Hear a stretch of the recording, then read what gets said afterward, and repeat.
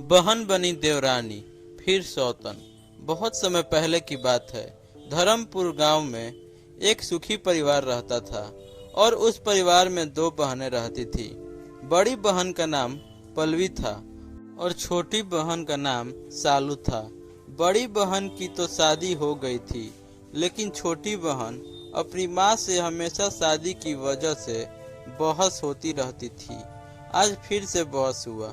सालू बोली, माँ, मैं आपको कितनी बार मना कर चुकी हूँ कि मैं जिस घर में किसी को नहीं जानती, नहीं पहचानती, उस घर में शादी कैसे कर सकती हूँ। मैं तो ससुराल में बिल्कुल अकेली पड़ जाऊंगी। कौन होगा मेरा वहाँ पर। मुझे नहीं करनी शादी किसी अनजान घर में। क्या आपको मेरी फिक्र नहीं है।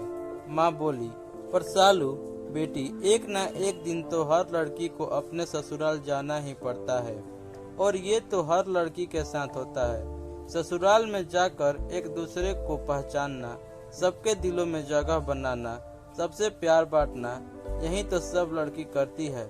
इसमें नया क्या है, सबको करना पड़ता है। और मुझे तुम पर पूरा विश्वास है, तुम भी कर लोगी। मेरी बेटी किसी से कम थोड़े है। पर सालू माँ की बात को तैयार नहीं थी।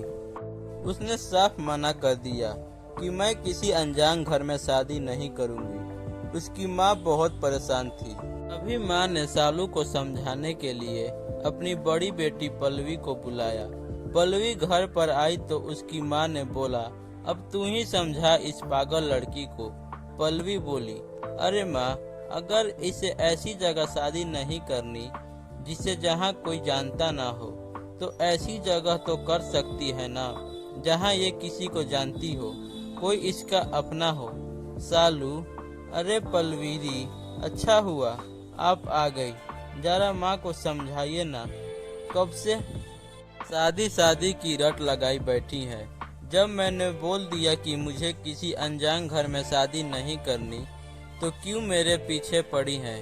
हमेशा किसी अनजान लड़के का तस्वीर लेकर मेरे पीछे पड़ जाती हैं। मुझे नहीं करनी शादी, पर माँ अपना जिद नहीं छोड़ रही है। क्या मैं इनके लिए बोझ बन गई हूँ, जो ये मुझे जल्द से जल्द भगाना चाहती है।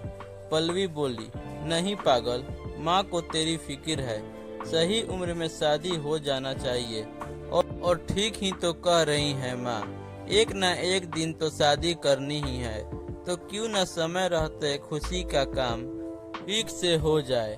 वैसे अगर तुम कहो तो मैं तुम्हें एक सलाह दे सकती हूँ। मेरा एक लौता देवर कमल अभी नई नई नौकरी पर लगा है और माँ पापा उसके लिए लड़की देख रहे हैं, पर कमल को अभी तक कोई लड़की पसंद नहीं आई है। अगर आप मान जाओ तो मैं प्रीति के लिए अपने देवर की बात करूं। माँ बोली, ये तो बहुत अच्छा रहेगा पल्लवी। अगर तेरे ससुराल वाले इस बात के लिए मान जाते हैं तो तेरे पापा और मुझे कोई इनकार नहीं होगा। तू बात कर ले, शायद मान जाए। पल्लवी बोली, और तू बता सालू, क्या बात करूं।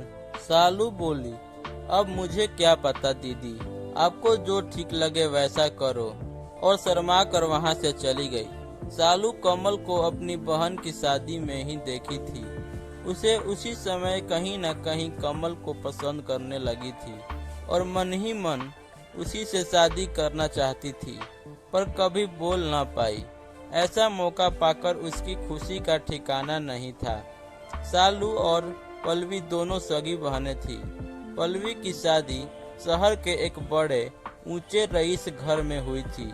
पल्लवी सालू की शादी की बात अपने देवर से करती है।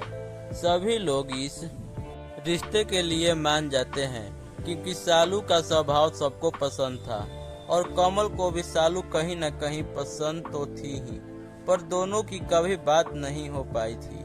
अब दोनों ही बहुत खुश थे। सबकी मर्जी से खुशी खुशी रिश्ता तय हो जाता है और सालू और कमल की शादी हो जाती है। सालू नई नवेली दुल्हन बनी नए नए सपने लेकर अपने ससुराल आती है। सालू और कमल अपने प्यार का इजहार सबसे पहले सुहाग रात को करते हैं। सब कुछ बहुत अच्छे से चल रहा था। दोनों बहनें मिलकर खुशी खुशी घर का काम निपटाती। घर का माहौल बहुत ही अच्छा चल रहा था। पर कहते हैं ना, जहाँ चार बर्तन होते हैं वो कभी न कभी आवाज तो होंगे ही। पल्लवी की सास सालू के स्वभाव से बहुत खुश थी। एक दिन सास का प्रदोष व्रत था। पल्लवी थोड़ी देर से उठी, इसीलिए सालू ने सास के लिए फलाहार की कई सारी चीजें बना डाली। यह देखकर सास बहुत खुश हुई। सास सालू से बोली, मैं तो धन्य हो गई, तुम जैसी बहू ऊपर वाले ने मुझे दी। मेरी दोनों बहुएं लाखों में एक है। वैसे तुमने तो फलाहार की कितनी सारी चीजें बना डाली, मेरा तो पेट अच्छे से भर गया। सासू माँ ने सालू को बहुत सारी आशीर्वाद दिया। सालू बोली, माँ जी, मैं आपको फलाहार पसंद आया, यह मेरे लिए बहुत खुशी की बात है। अपनी सास की प्रशंसा की हकदार पहले अकेली पल्लवी हुआ करती थी, पर अब सास का प्यार बट गया था। सालू की तारीफ सुनकर पल्लवी को अपनी बहन से थोड़ी जलन होने लगी, इसीलिए उसके बर्ताव में बदलाव आने लगा। अब बहनों का प्यार पहले जैसा नहीं रहा। एक दिन की बात है, सालू कढ़ी बना रही थी तो उसने पल्लवी से पूछा, पल्लवी दी, मैं कढ़ी बना रही हूँ, जरा देखना तो पकोड़े के लिए इतना बेसन काफी रहेगा ना, या और ले लूं? पल्लवी गुस्से में सालू से बोली, देखो सालू, अब तुम मेरी छोटी बहन नहीं हो, तुम मेरी देवरानी हो, इसीलिए घर की जिम्मेदारियां सीख जाओ। अब हर समय मैं तुम्हें थोड़ी ही बताती रहूंगी कि क्या सही है और क्या गलत। खुद भी तो बनाना सीखो, और वैसे भी मुझे बहुत सारा काम है। आज से पहले पल्लवी ने कभी ऐसे बात नहीं की थी। सालू को समझ नहीं आ रहा था कि दीदी ऐसा क्यों कर रही हैं। सालू थोड़ी उदास हो गई, पर इस बात को इतना ध्यान नहीं दिया। पर अब तो पल्लवी अक्सर सालू को नीचा दिखाने की कोई कसर नहीं छोड़ती थी। हमेशा छोटी छोटी बात पर उसको डांटने लगी। एक दिन सालू ने गलती से दाल में देसी घी के तड़के की जगह तेल का तड़का लगा दिया, जिस पर पल्लवी उसे डांटने लगी।